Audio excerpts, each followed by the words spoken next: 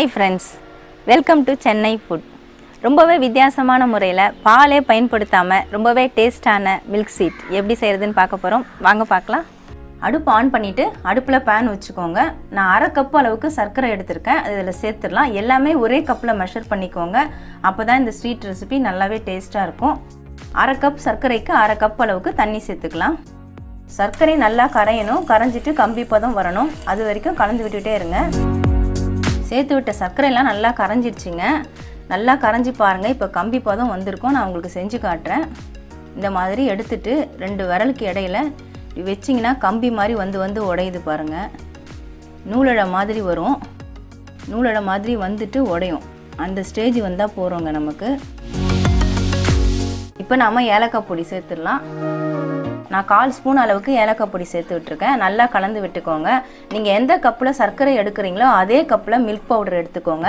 நான் 2 கப்பு அளவுக்கு milk powder எடுத்துருக்கேங்க. அரை கப்பு சர்க்கரைக்கு 2 கப்பு மில்க் பவுடர். நீங்கள் கலக்கும் பொழுது அடுப்பை சிம்மில் வச்சுருங்க. கொஞ்சம் கொஞ்சமாக சேர்த்து விட்டுட்டு நல்லா கலந்துக்கலாம். கலக்க ஆரம்பிக்கும் பொழுது கட்டியாக இருக்கிற மாதிரி இருக்கும். ஜீரா பத்தாத மாதிரி இருக்கும். அப்புறம் நீங்கள் கலக்க ஆரம்பித்ததுக்கப்புறம் நல்லா லிக்விட் ஆகிடுங்க. மொத்தம் கலந்து முடிக்கும் பொழுது நான் எடுத்த மில்க் பவுடர் எல்லாத்தையுமே சேர்த்துட்டேங்க. பாருங்கள், நல்லா கலந்து விட்டதுக்கப்புறம் நல்லா ஒரு லிக்விடாக ஆயிடுச்சு பாருங்கள். கலக்கும் பொழுது கொஞ்சம் ஸ்டார்டிங்கில் நமக்கு பத்தாத மாதிரி இருக்கும் அந்த ஜீரா. ஆனால் கலந்ததுக்கப்புறம் பார்த்தீங்கன்னா இந்த அளவுக்கு நல்லா லிக்விட் ஆகிடும். கொஞ்சம் கொஞ்சமாக சேர்த்து விட்டுட்டு இந்த மாதிரி நல்லா கைவிடாமல் நீங்கள் கலந்து விட்டிங்கன்னா ரெடி ஆகிடுங்க. இப்போ நம்ம அடுப்பு ஆஃப் பண்ணிடலாங்க. அடுப்பு ஆஃப் பண்ணிவிட்டு நம்ம பிளேட்டுக்கு மாற்றிக்கலாம். நான் பிளேட்டில் ஏற்கனவே பட்டர் பேப்பர் போட்டு வச்சுருக்கேன். பட்டர் பேப்பரில் நெய் தடவி வச்சுருக்கேன். உங்கள்கிட்ட பட்டர் பேப்பர் இருந்தால் நீங்கள் பட்டர் பேப்பர் யூஸ் பண்ணுங்கள். பட்டர் பேப்பர் இல்லைன்னா நீங்கள் பிளேட்லேயே நெய் தடவிட்டு கூட நீங்கள் மாற்றி விட்டுக்கலாம். ரெடி பண்ண ஸ்வீட்டை நான் பட்டர் பேப்பருக்கு மாற்றிட்டேங்க. நீங்கள் எப்போவுமே ஸ்வீட்டை ரெடி பண்ணோன்னா சட்டுன்னு நீங்கள் மாற்றி விட்டுடுங்க. ஏன்னா அது சூடு ஆறிடுச்சுன்னா நம்ம லெவல் பண்ண முடியாது. நான் நெய் தடவின ஸ்பூனை வச்சு ஃபுல்லாக லெவல் பண்ணிட்டேங்க. இப்போ கட் பண்ண பாதாம் பருப்பை லேசாக தூவி விட்டுடலாம். சூடு இருக்கும்போதே தூவிட்டால் தான் நமக்கு அதில் பிடிக்கும். பொடியாக நறுக்குனா பாதாம் பருப்பு ஃபுல்லாக நிரப்பிட்டேங்க. இதை ஸ்பூனை வச்சுட்டு ஸ்பூனில் பேக் சைடு நான் நெய் தடவிருக்கேன். லைட்டாக ஒரு ப்ரெஸ்ஸிங் கொடுத்துருங்க. அப்போ தான் ஸ்வீட்டோடு சேர்ந்து அது நல்லாவே அழுந்திரும். தனியாக பிரிஞ்சு வராது. அவ்வளோதாங்க, நான் ஸ்பூனில் அழுத்தி விட்டுட்டேன். இந்த ஸ்வீட்டு அரை மணி நேரம் ஆறட்டங்க. ஆறுனதுக்கப்புறமா நம்ம கட் பண்ணலாம். பிளேட்டுக்கு மாற்றி விட்ட ஸ்வீட்டு அரை மணி நேரம் ஆற விட்டுட்டேங்க. இப்போ நல்லா இறுகிடுச்சு பாருங்கள். இப்படி கை வச்சா நமக்கு கையில் ஒட்டவே இல்லை. நான் கட் பண்ணுறதுக்காக கட்டர் தாங்க யூஸ் பண்ணுறேன். இந்த ஷேப்லலாம் நான் எடுத்து வச்சுருக்கேன். உங்கள்கிட்ட கட்டர் இருந்தால் உங்களுக்கு எந்த ஷேப் பிடிக்குமோ அந்த ஷேப்பில் கட் பண்ணிக்கோங்க. கட்டர் இல்லைனா ஒன்றும் பிரச்சனை இல்லைங்க. கத்தியில் கூட நீங்கள் கட் பண்ணிக்கலாம். நான் இந்த கட்டர் யூஸ் பண்ணி தான் கட் பண்ண போகிறேன். இந்த மாதிரி வச்சுட்டு நல்லா ஒரு ப்ரெஸ்ஸிங் கொடுக்கணும்.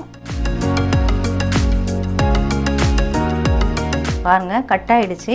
இதிலேருந்து பீஸை நம்ம வெளியே எடுத்துடலாம். கொஞ்சம் பொறுமையாக தள்ளி எடுத்துக்கோங்க. கட்டரில் கட் பண்ணுறதுனால கட்டரோடு சேர்ந்து வருது. நீங்கள் கத்தியில் கட் பண்ணிங்கன்னா பீஸ் தனித்தனியாகவே வரும். பாருங்கள், நான் கட்டர்லேருந்து எடுத்துட்டேன். அழகாக ஆர்டின் ஷேப்பில் நமக்கு கிடச்சிருக்கு.